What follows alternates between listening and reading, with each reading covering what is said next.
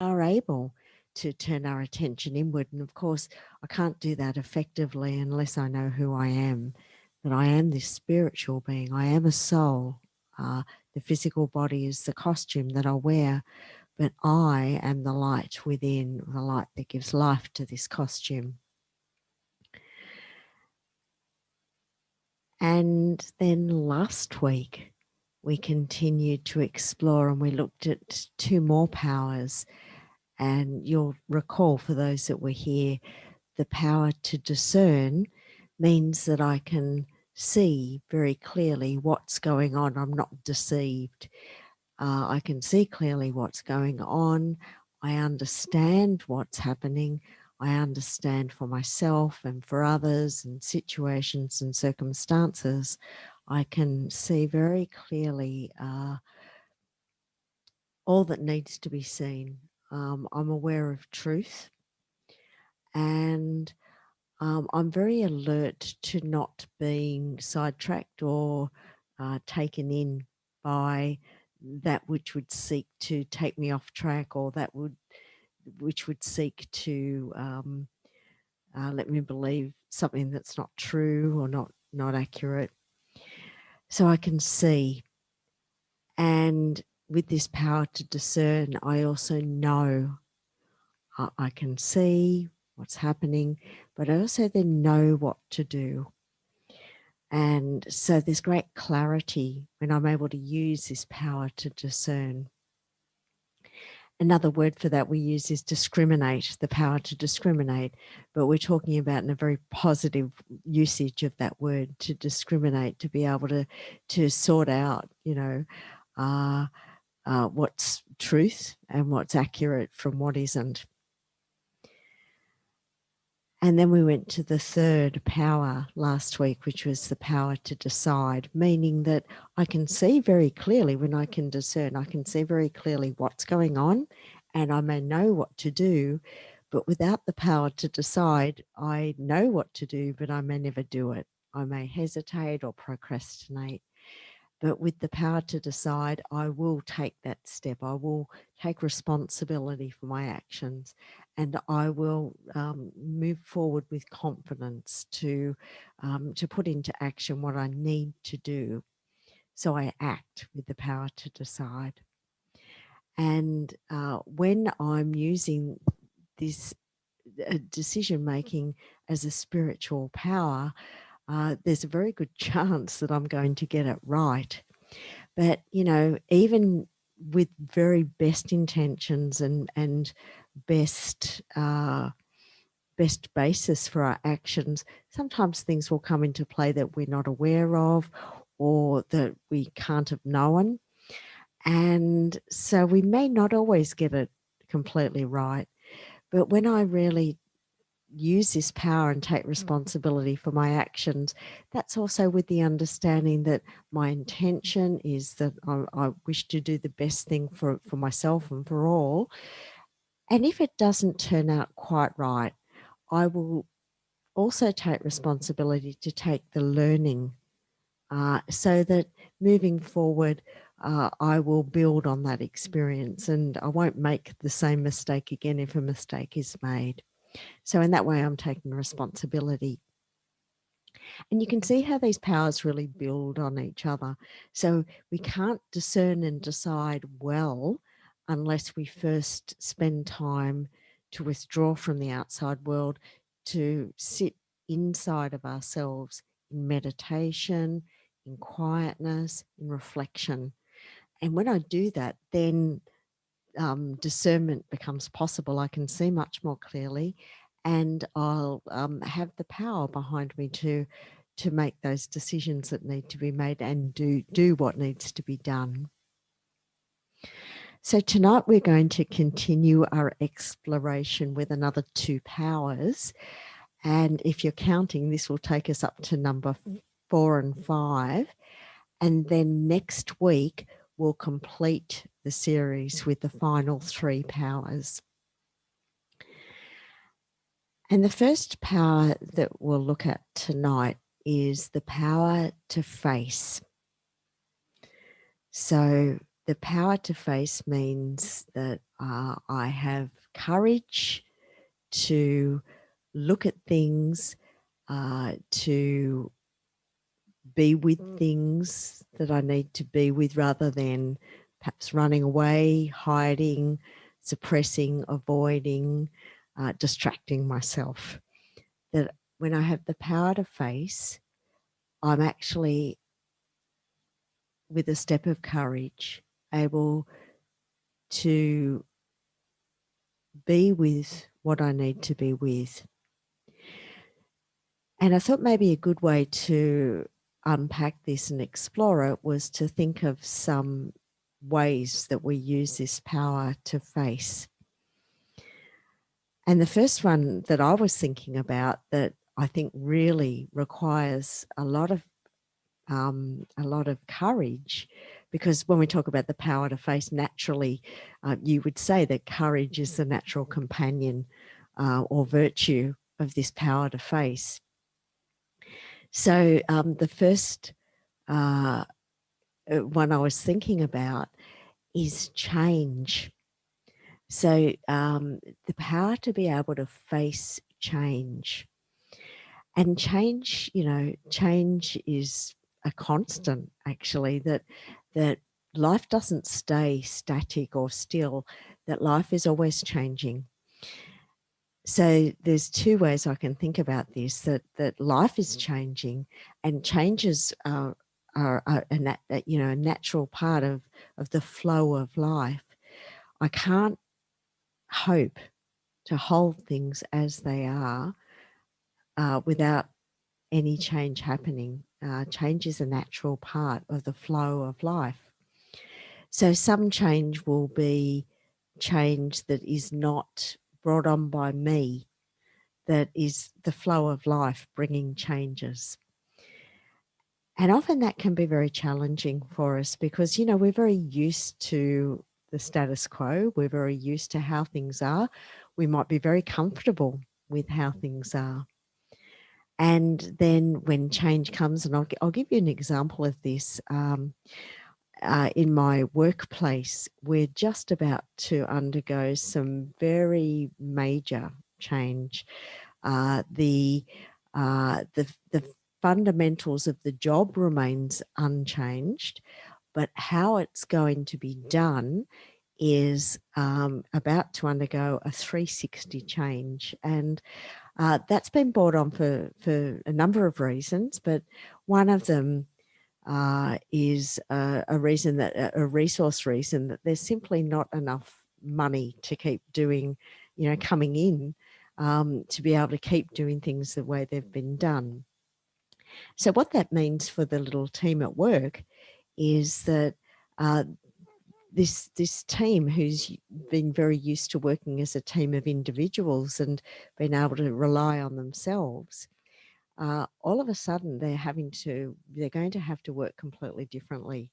They're going to have to work as a team. They're going to have to rely on each other a lot more, and they're going to specialize in particular roles. It's a completely new way of doing things that's been done a certain way for really the best part of 20 years. So it's a time of uncertainty and nervousness for this team at work. And it's very interesting because there's those who are very resistant to the change, and there's those that are really embracing it with some excitement, thinking that this will bring something very positive. But for everyone involved, it certainly is a step of courage to move into this new environment, that with the changing face of it, of course, they can know a certain amount, but not everything about how it'll be. So there's uncertainty, there's the unknown. And, when we talk about the power to face, what are we facing? Really, I think often what we're facing is fear in very many different manifestations. So here, the fear of the unknown, the uncertainty of that, the fear of maybe not being adequate to perform in a role in a different way.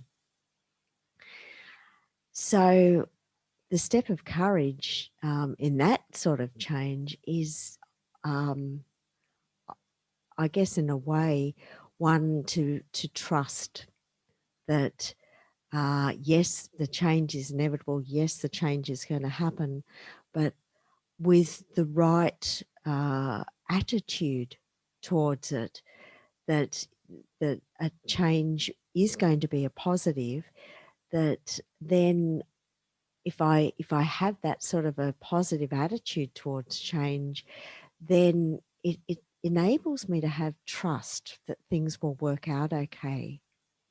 When I have an attitude, not a positive attitude, maybe a resistance towards inevitable change, it really blocks me. And it's like I set up blinkers to the possibilities that may open up.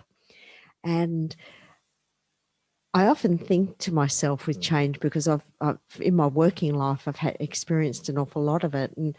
And I often think to myself, when change is apparent, am I setting myself up to succeed, or am I setting myself up to fail? And really, I think it comes back to my attitude. If I have a positive attitude, then I really am setting myself up for success, and I'm able to trust that good will happen. So that's one sort of change. But the other sort of change, when we're talking about the power to face, is change that we instigate ourselves. And there might be something that I really want to do in my life, something that's really important to me, something that has great meaning for me. And this power to face, when I bring it into that sort of scenario, will allow me to step forward into the unknown to realize my own dreams, because it's still change. When I bring something new into my life that I've initiated, I've instigated, it's still change. And change is, there's a certain level of discomfort with change, because we're not familiar with this new way of doing things, this new way of thinking about things as yet. So there will be a certain amount of feeling uncomfortable. And to have that step of courage to be able to step into the unknown, step into the brink, if you like, to take a step to realize my dreams, takes great courage. But it's very rewarding when I do it, because, with my heart in my mouth, I take that step.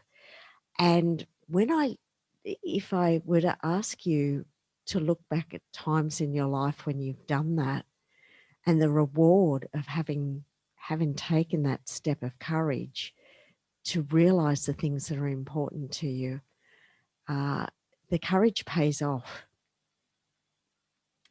So it's a wonderful thing to do, really, to take that step of courage. And the things that might stop us doing it, even though there might be a dream that we really want to realize, but the things that might stop us is fear of what could go wrong, fear of what could happen. And it is important to say with this that we're not talking about recklessness when we're talking about the power to face. We're talking about taking courage in a well-reasoned way. So you could bring in discerning and deciding power very effectively when you're using the power to face. That we're making well-considered steps, and we're not running forward head on without having some awareness of what might come to us. So, and when we do that, it really helps to deal with those fears that will come when we step into the, into the newness, when we make considered decisions to do this. So change is one thing that's a big one, and the courage to be able to face it. But what about the courage to face my life as it is? Because for all of us, we're living our lives, and yes, there's changes in our lives, but also in each one of our lives there will be certain things that maybe we don't like so much about our life. There might be some challenges, or there might be some limitations. They could be physical, or they could be to do with situations and circumstances or events, things that I find myself involved with, that could be to do with my family or my work, all aspects of my personal life. And yes, there's things in our lives that we can change, but there's some things come to us that aren't so easy to change, that we may have to find a way to live with. So the courage to face those things, to be able to face my life as it is, with the things that might limit, things that I may wish to do and like to do, with challenges that I might find that I need to face in my life, to be able to face those things and accept that they're part of my life and get on with my life with joy, get on with my life and make my life a thing of joy for me and others. And the reason I'm saying that is because I'm sure we all know someone who doesn't do this, who has things in their life that they're not happy with. And as a result of not accepting those things, not coming to terms with those things, maybe not facing those things, that their life actually can become quite a misery. And so they're miserable in their life, and actually everybody else around them, can feel a bit miserable too, because they're not accepting their life. They're not able to face what's there and accept that it's there and get on with it. So it's not so easy sometimes when the things that I'm dealing with are very challenging. But the courage to be able to embrace those challenges and those limitations and still find joy in my life is a wonderful thing. I'll tell you a personal story. And when I was about 10 years ago, I lost my hearing very suddenly.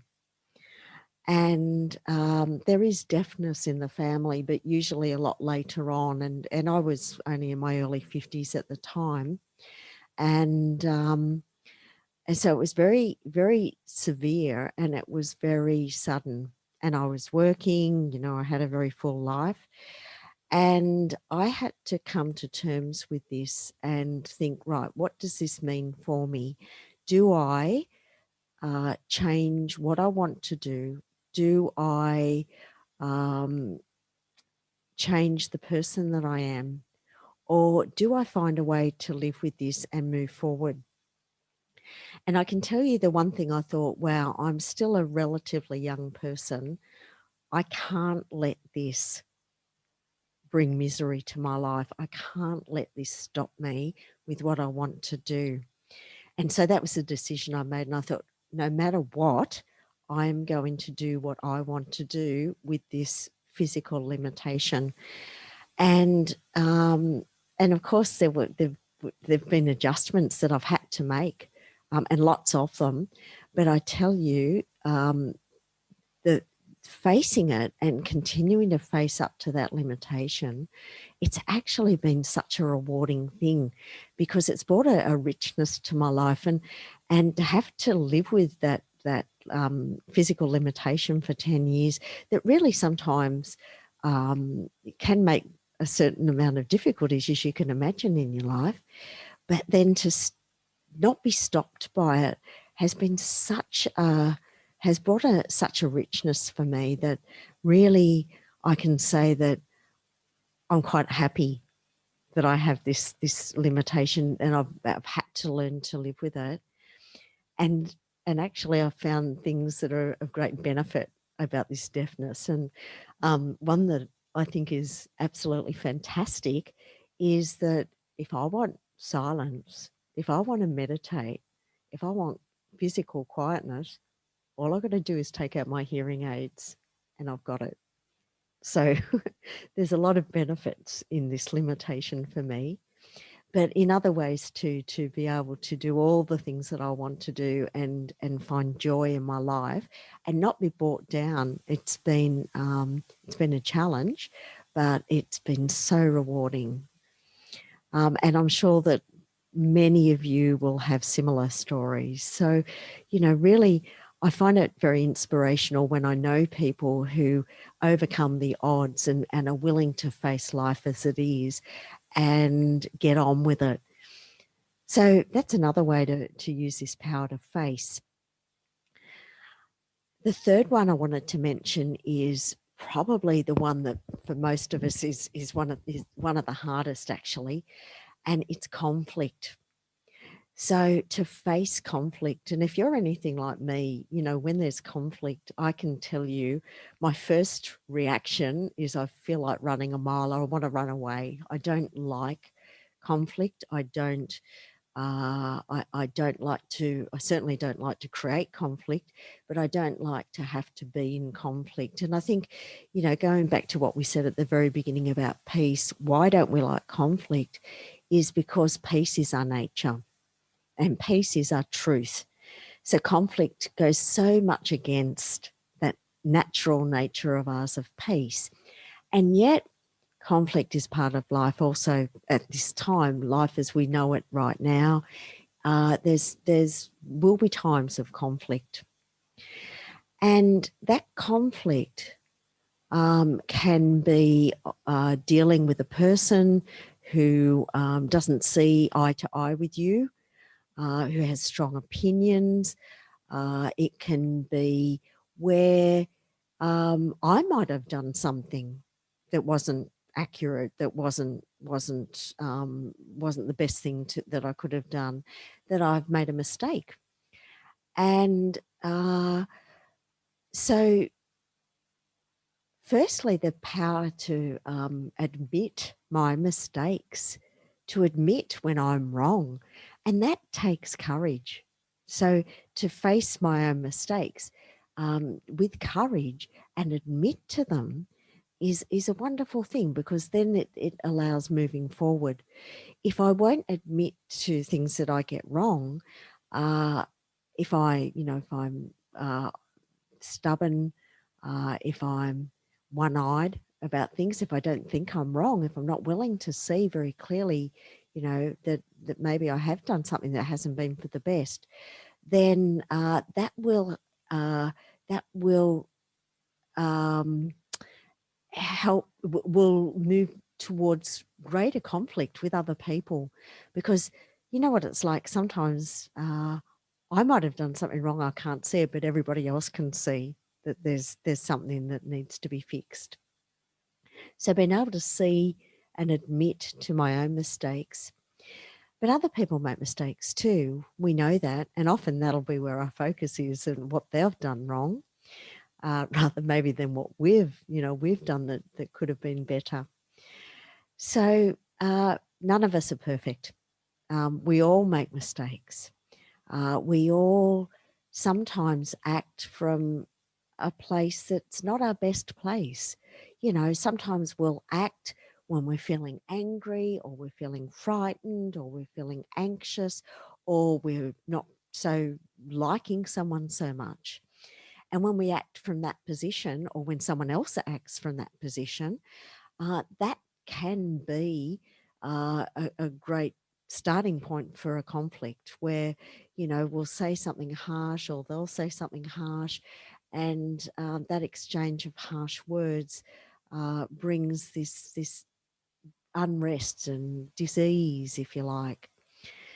So in the face of somebody else's mistake, how am I?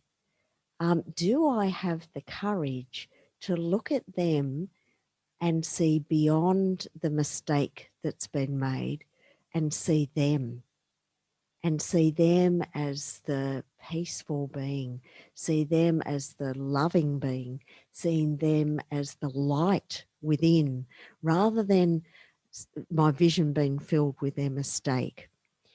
And am I able to have the courage to care for them and accept them when they're not being their best? It doesn't mean that I let them walk all over me, but it's I'm accepting that they're in pain when they're behaving this way. They're not acting from their best self. If I get caught up on what they're doing, it might seem like it eases my problem temporarily, but ultimately it's going to solve nothing. But the courage to see beyond that mistake or that those harsh words that might have been spoken by another, to see them. Do I have the courage to see and accept them and care for them when they're being harmful to me, rather than take the hurt? See beyond that they're in pain, and have mercy when they're ignoring me, or when I'm disappointed. I've had expectations that haven't been met, when they've disappointed me. And I think this takes a lot of courage to be able to see beyond those limited things, see beyond the pain that they might be experiencing to act in that way, and see the very heart of them, which is actually a shining star just like us. And when I can really do that, I'm enabling them to see the best in themselves as well. It does take courage, because it's not the societal norm. Society doesn't act like that. Society gets caught up in blame and of looking at things that are wrong. But let me see beyond that. And also with myself. And this is the fourth one, to the courage to look at myself, to look inside myself and see what's there, can take a lot of courage, because in all of us, there is great beauty, there is great strength, there are spiritual qualities that exist in each one of us. We've all got them, but for most of us, what's happened over time, and I would say all of us, that's happened over time, because, we've made mistakes, we've sometimes acted not from the best as part of ourselves, that there's layers and layers on the soul of hurt and negativity, pain that's left indentations on the soul of, if you like, imperfections or dust or tarnish on the soul. And when I stop to look inside myself, and this can often be the reason that people won't look inside, is because this is what they see. And we mentioned it in the first session. But to be able to sit, to have the courage to sit with the discomfort of seeing these things that I don't like so much about myself, to be able to just stay with the discomfort of being able to do that, holding the courage to be able to do that, knowing that the discomfort will pass, and then I can go deeper and I can get in touch with the best part of myself, the peaceful self, the joyful self, the loveful self that exists deeper down. So the courage to look at myself, my imperfect self, accept it, but take steps to change those things within me that I wish weren't there. It takes great courage. So with this power, often, we'll find ourselves wanting to avoid or run away or distract ourselves or suppress so that we don't have to do this. But when we do it, you can be guaranteed that it will have a positive outcome. And the fifth power that I wanted to talk about tonight is the power to let go. And sometimes this power is called the power to pack up. So I think it fits so very nicely with courage because of the power to face, because the power to let go means that I'm not holding on to things. We sometimes call it this power to pack up, and the power to pack things up, not to hold them, not to keep them, but not to pack them up and put them in a suitcase that I'm putting under my bed and I can pull out again and open up again and take the things out again that I don't want to keep at another time. It means to power to pack up and put things away permanently and let them go. And what am I talking about here? I'm talking about things like the past, because we hold things from the past and past hurts, things that I've done or things that another person has done. We may find that we hold on to these sorts of hurts from the past. Think about this for a minute. When I'm holding on to things from the past that have caused pain, whether something I've done, something that another person has done, when I'm holding those things, and I come back to them and I relive them again, I rethink them again and again and again, I'm also experiencing the pain again and again and again. And really, when you think about it, it doesn't make any sense. Why would we do that to ourselves? And yet we do. And often it'll be that we, if it's something that I've done that I wish I could undo, I'm punishing myself. Or if it's the other, if I'm really honest with myself, I might find that I'm seeking to punish them, and that's why I'm not letting go. If I let go, they get off the hook. But actually, it doesn't work like that. Spirituality doesn't work like that. And certainly the philosophy of karma doesn't work that way. That the philosophy of karma says that what I put out, I will get back. If I put out something positive, I will get back positivity. And if I put something else out, then I'll get something else back. So really, I don't need to be so concerned about what other people are doing, have done. I need to be concerned about myself. But when I'm holding on to not letting go of what they've done, then it's me that's kept in the cage. It's me that keeps on experiencing the pain. So the ability to let go of past hurts.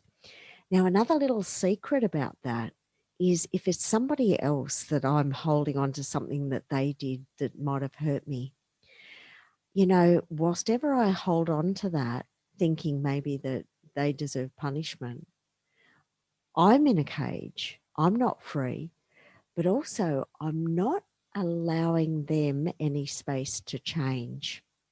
When I'm holding on to this, need to, keep on blaming them for what they did, I'm not ever allowing any space for them to be something different. I'm holding them in a space that maybe they want to move away from. Maybe they don't want to be like that, and they probably don't, because it would be hurtful if they've done something hurtful. They'd be suffering if they've done something hurtful. That's why they've done it, because they're hurting inside. So why would I want to hold them in that space where they're still hurting and hurting some more? So when I let go, I'm freeing myself, but I'm also freeing them to change. So that's one way of letting go. But another way of letting go is of the future, because often we'll find that when we're thinking to the future, we're holding on to fears about what might happen, worry, concerns, doubts, which may have started long ago that I'm carrying with me, and they affect how I view the future. Think of it, if I've had something that happened that scarred me, and I take that scar into what I think about the future, then I'm moving it forward. It's like I'm riding my own lifeline, based on doubt or based on fear or based on worry. So to be able to let go those things that might have scarred me from the past so that they don't colour my thoughts and my vision on the future with doubt and fear and worry, to be able to let go of those things so that I can see the future in a different way, that I can see the future with excitement, with positive anticipation, that the future looks bright rather than the future looks like a scary place. That I can see that even if I don't know what it is, that I trust that there'll be benefit in what's to come for me and for others as well. So letting go of those things that I'm holding on to, those old attitudes and opinions, can be a very powerful thing.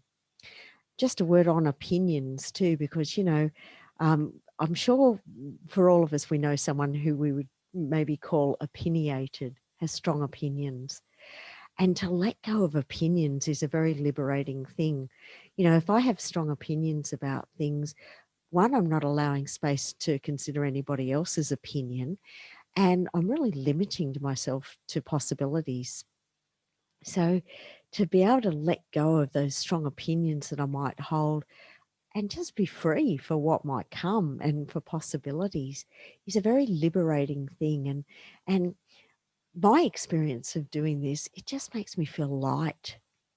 It's not that I'm being irresponsible. I'm not letting go of things that I shouldn't let go of, things that I'm responsible for, things that I must do, and responsibilities that I must fulfill.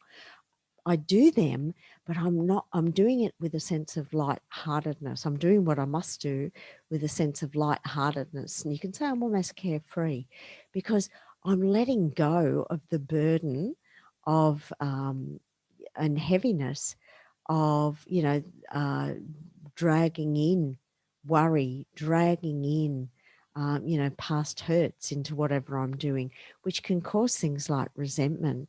When I'm doing something out of compulsion or doing something out of a sense of duty, it can bring with it a sense of heaviness and which can turn to resentment very quickly.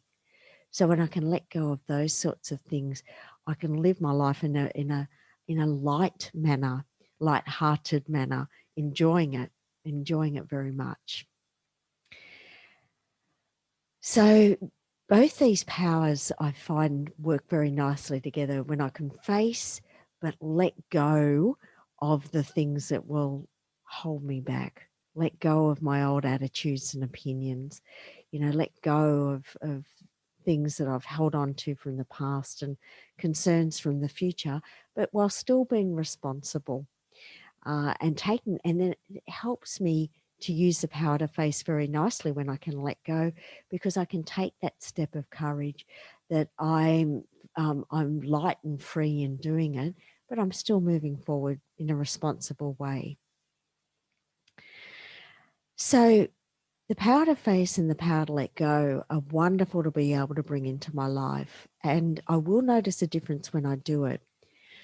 But I think it's really important to say that there's times that we don't always feel so brave, that we don't always find it so easy to let go of things that might have been with us for a long time. So what to do in those situations where, despite maybe knowing that it would be a good thing to do to face this situation or person or whatever it may be, or to let go of the thing that I'm holding on to, I don't find it so easy to do. I'm not feeling so strong. I'm not feeling so empowered to do those things. And this is where we can draw strength and power from the Supreme Soul, from the divine. And this is part of, this practice of Raja Yoga meditation that we study here. First is to know myself as a soul, but second is to know my spiritual parent. And where I have these spiritual powers within me, this one is the ocean of those powers. And the ocean means abundant, never-ending, unlimited supply. So at the time, my time of need, when I'm not feeling so brave and I'm not feeling so strong and I'm not able to let go of the things I would like to be able to connect to that one and to draw power from that one to help me do the things that I want to do.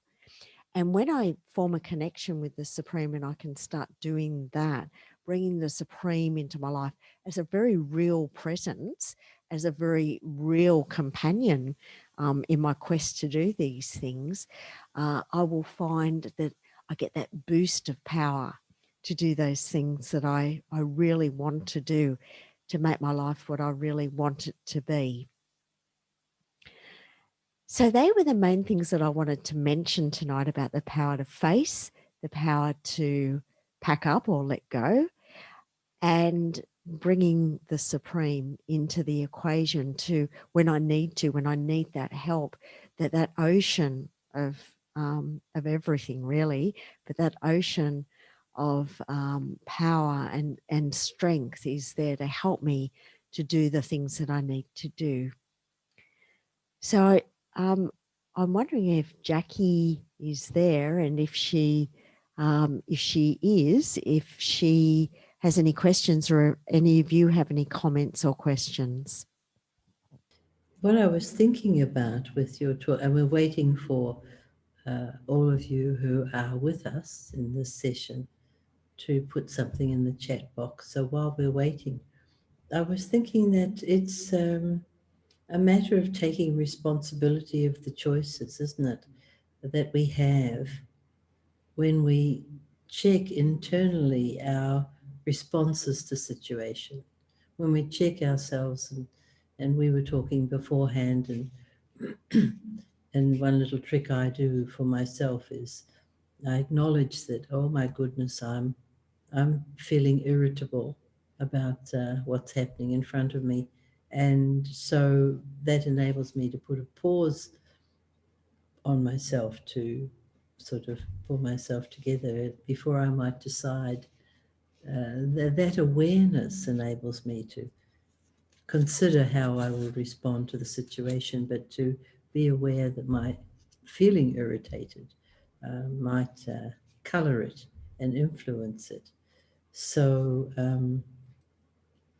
I was remembering the story of one of our seniors, and there was someone who was very critical, giving her some very critical feedback about how she had handled a situation.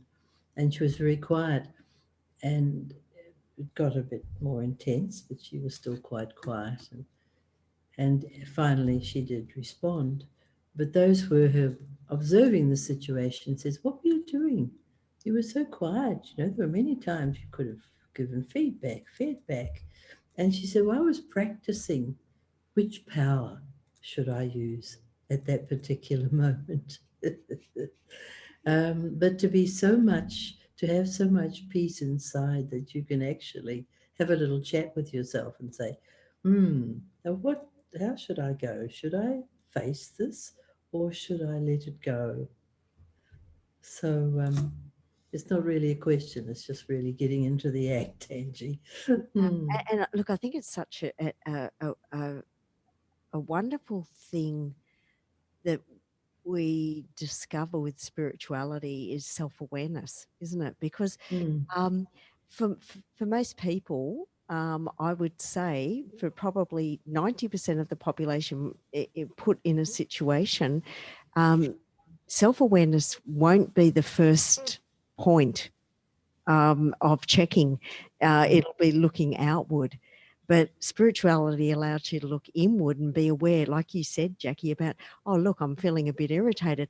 So to see it, but accept it's there, and then take responsibility to do something about about that thing, which is going to, of course, influence and impact the outcome in a big way. Because if you're taking responsibility, if I'm finding irritation or fear or whatever it might be, if I'm firstly willing to look and see what's there, become aware of it, and then taking responsibility to do something about that, uh, it will change everything. But to do that, it really does take awareness as a first step, and then courage to actually be able to acknowledge that it's there.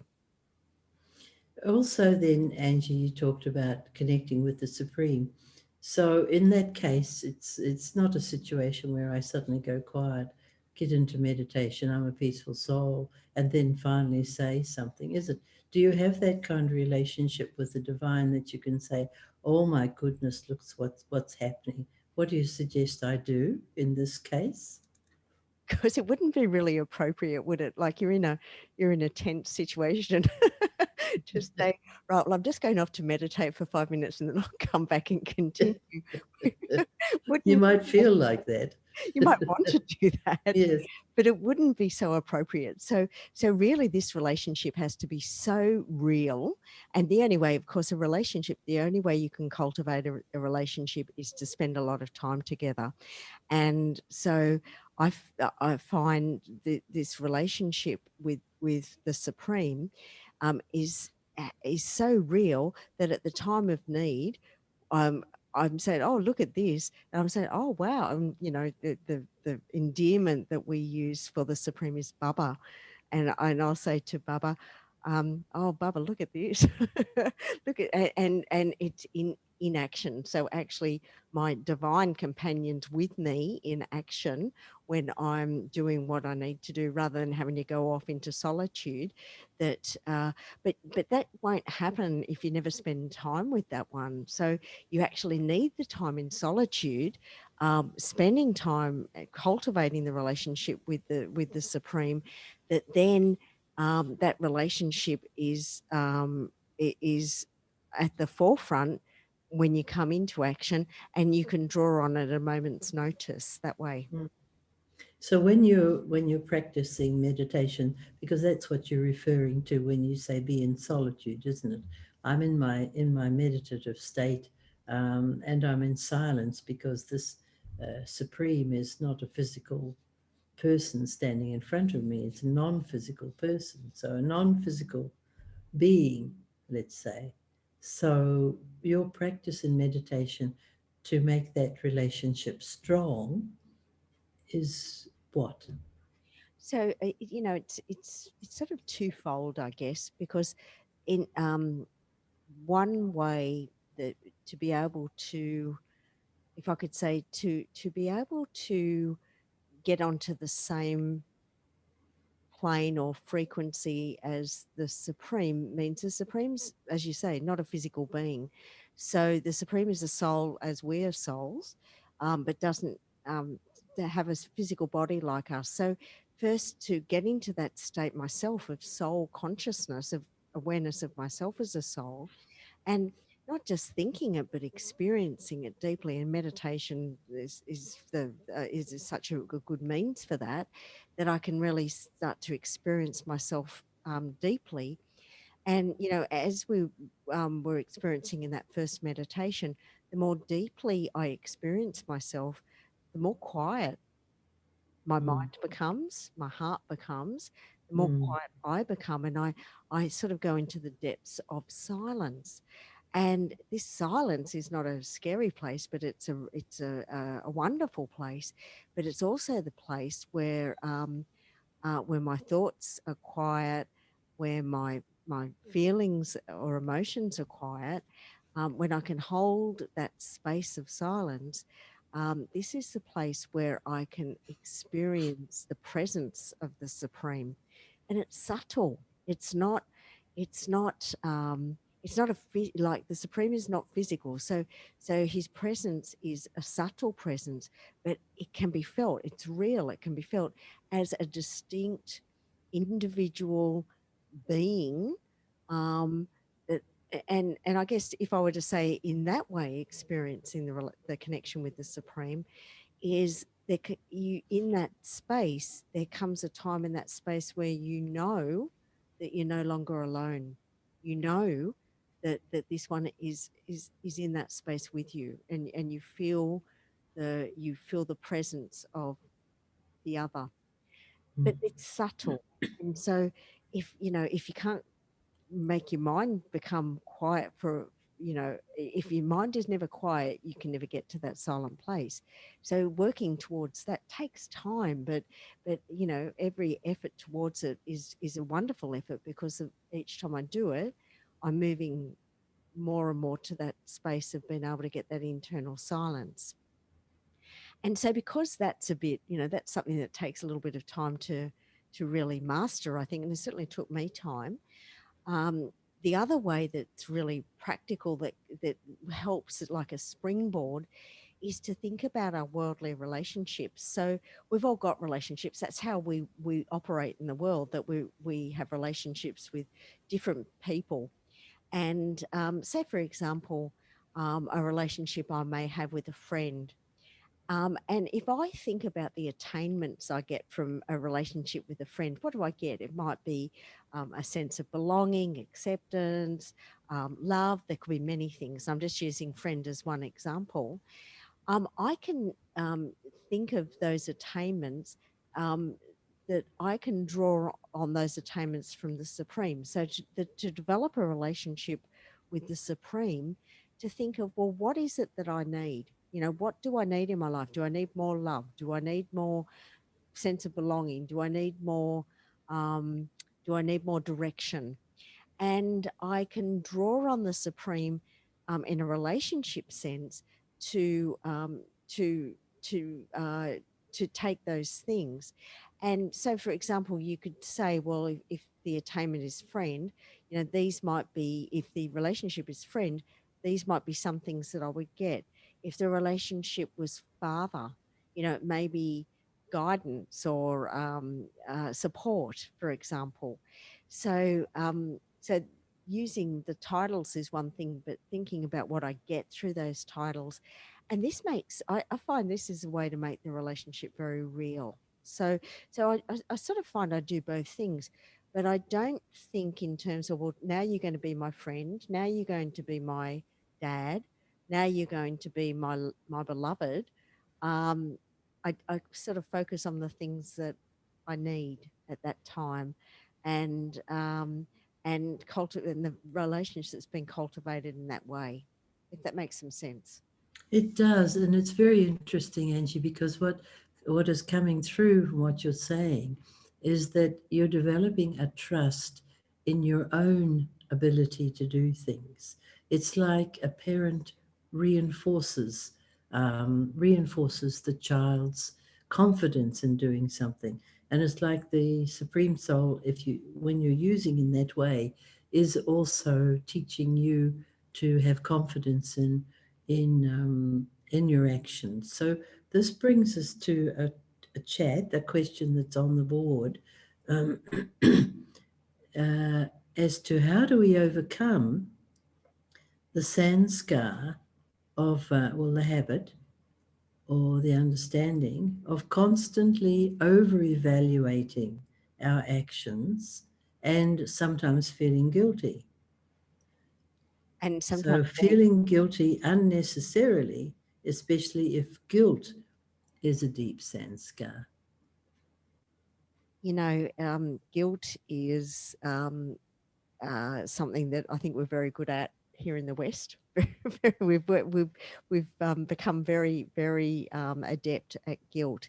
And when you think about it, when I'm over focusing on the things that I do wrong, it's a bit like holding that. I was saying before about holding the other person in the place where I'm not forgiving them. that when I'm focusing on what I've done wrong and the guilt that I feel as a result, I'm not allowing any space for change actually. And so, you know, one of the things that this is a word that I love that not everybody loves, and it's discipline. And I think that there is a need, and there could be a better word. You might think of a better word for this, Jackie. I think that sometimes there's a need. If I've got a tendency towards things like guilt, because it is a habit of over evaluating what I've done and feeling very guilty, beating myself up. What's happening when I'm doing that? I'm absolutely having no self respect or love for myself. And I'm certainly not allowing any spaces mentioned for change. So, uh, to have the discipline just to stop, just to put a full stop to the guilt, and instead substitute having such regard for myself that I want to learn from what I've done, but I am not going to spend any more time on it. And one other thing with that that's really important that was somebody said recently that I think is a fantastic thing for guilt is that when I feel guilty for my actions, it negates the good that there could have been for someone else. I don't know. We all do things, and we don't know that how far the ripples of the pond go out. So what I do will have an impact on another person. It may be that there's some benefit for that other person in what's happened, because we do have a saying here that there's benefit in everything, not that we seek to do things wrong or get things wrong, but sometimes mistakes happen. But if I put a whole lot of guilt energy into that, I'm negating the good that could have done, that somebody else may be taking from whatever happened. Might have been a realization for them that, oh, look at that, I can see something that I want to change in myself.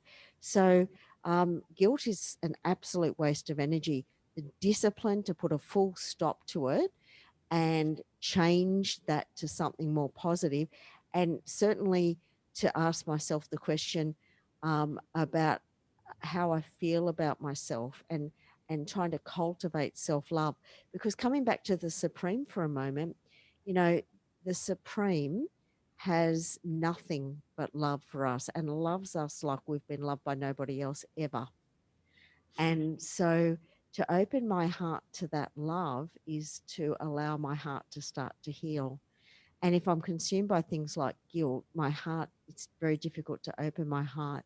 So even if for a little while I can let it go and open my heart to the Supreme, to allow that love to come to me, it will have the effect of starting to heal my heart. So guilt will become a thing of the past. I think that also addresses the sort of the middle part of the question, which was about over evaluating my own actions. I also was drawn to your comments when you were talking about the commentary, the meditation reflection we had together in the beginning of the session, and how you were emphasizing the strength and the power of peace. And knowing, of course, as I also meditate, that the practice of feeling peaceful, experiencing peace, exploring peace is a main aspect of the Brahma Kumaris Raj Yoga. And in that reflection, I remember it says that when you can get that feeling of peace, it becomes such a substitute of when you're feeling not so good about yourself. And it eventually turns into love, a respect for the self coming out of it. Actually, that's amazing. Such a simple thing as practicing to feel peaceful eventually comes into a self-respect. And it's really, it's a journey, isn't it? That you when you first experience this peace, it's like uh, it, it's the incredible truth of the self. And so when you can start to um, experience your own peace, because it's part of who we are, then it's like we're opening the door to, as you say, to love, but also all the other wonderful qualities that exist within ourselves, like love, so we can start to move back into our state of self-respect. And think about it, when you move it back into your self-respect, um, when you're in a state of self-respect or self-esteem, then you wouldn't spend time um, on feeling guilty. You wouldn't spend time on over evaluating, because it's not the best use of your time. You'll spend your time in a way that's of benefit for you, but not just you, because love is not just a selfish thing. Love's an all-encompassing thing, and actually, as love as a quality, doesn't confine it just to me, it's for all.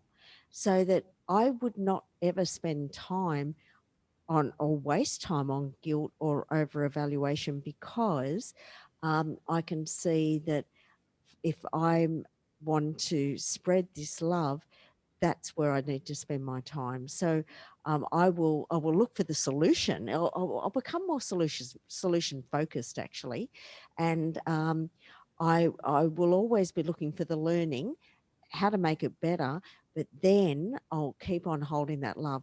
What can I do that's going to be of benefit for me and everybody else? What's the best thing I can be feeling now, thinking now, doing now, that's going to be of benefit?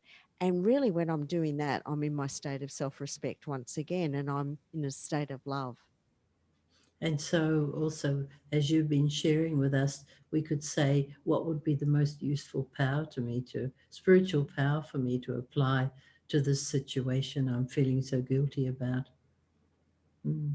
Absolutely, yeah, and to be able to know to do that well, because we've looked at a few powers now. I need to know, I need to understand which is the appropriate power in any given moment. And as you were saying in the story that you shared, Jackie, that the senior became quiet, considering what was the best power to use in that situation. Because if I don't do that, I'll withdraw when I should face, you know. So it's a matter of knowing the appropriate power to use in any situation is one thing, but the other thing is about balance, that I don't use too much of it. Like, I don't withdraw too much, because then I become disconnected, or Yeah. I'm not too brave, Mm. because then I might become reckless. So Yeah. so there's balance, discerning, and also balance to be had. I suppose if you're feeling guilty in this sense, you could practice, you could rewrite the situation in your mind and see what power you could have used at the time of need. Mm. Which would be a wonderful learning, because next time, if the situation presents again, you can deal with it differently. Mm. Do you think, Angie, would you mind now that there isn't another question, so that we could draw the session to a close and we could reflect together on what we've been discussing this evening? Thank you very much. It's been very clear. I allow myself to become calm and relaxed.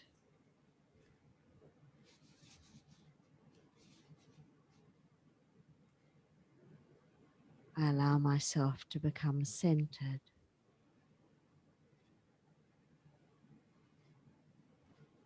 I'm able to do this easily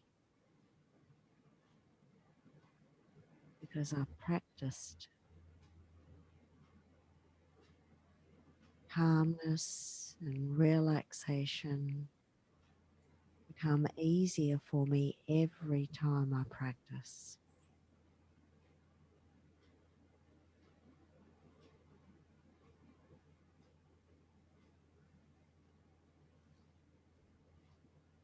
Turn my attention away from the physical world altogether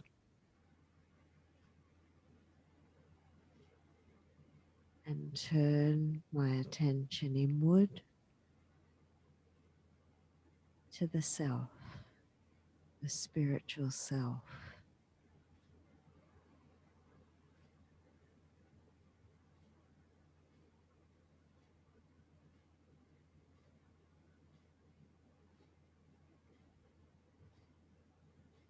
I look inside myself.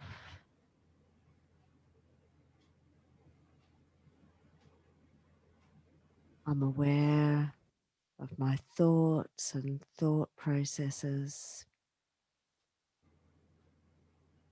I'm aware of my feelings and emotions.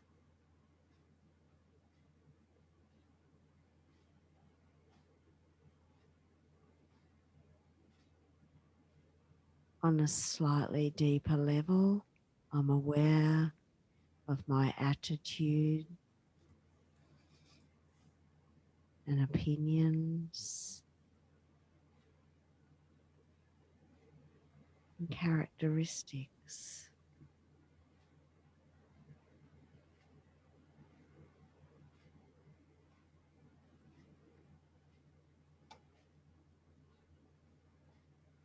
I'm willing to become aware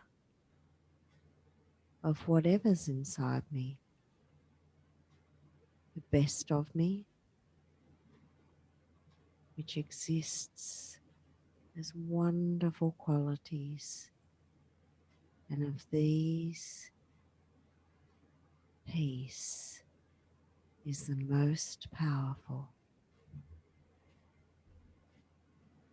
Peace exists within me. It never leaves me.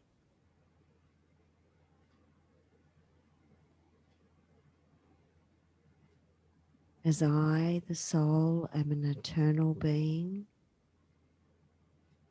peace is my eternal right,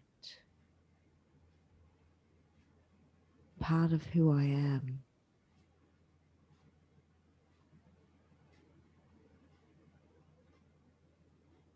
A strength and a support to help me live my life in a way that brings happiness, contentment, fulfillment, and joy.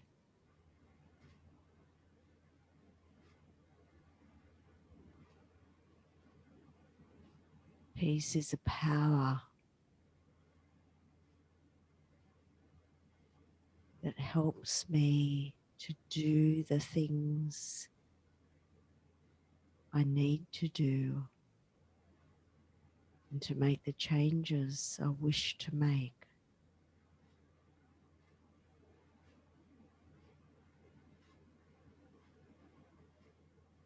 To make my life what I wish it to be. And peace is a power that enables me to look at myself with honesty and very clear vision, to see what's there, to accept what's there, and to start to make steps to heal those things inside of me that require healing. All can be healed. All has been healed before.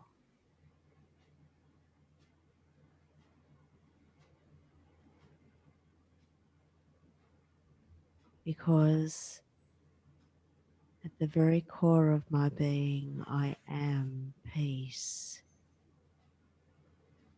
These impurities that bring sorrow to my life do not belong to me. I've picked them up along the way.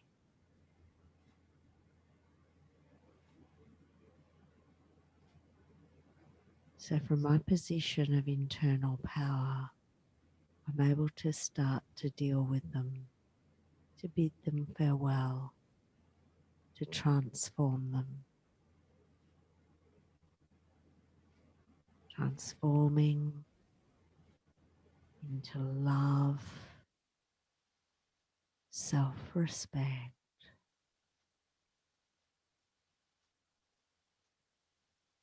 contentment, and fulfillment.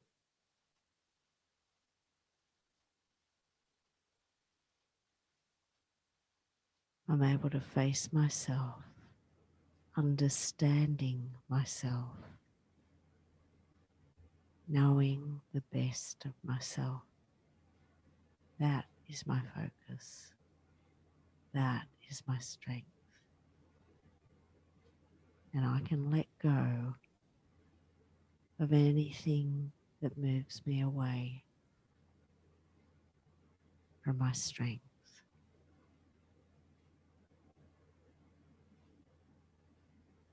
And all that is left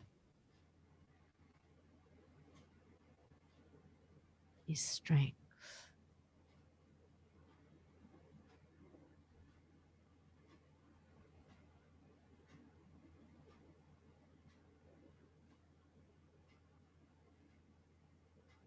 Om Shanti.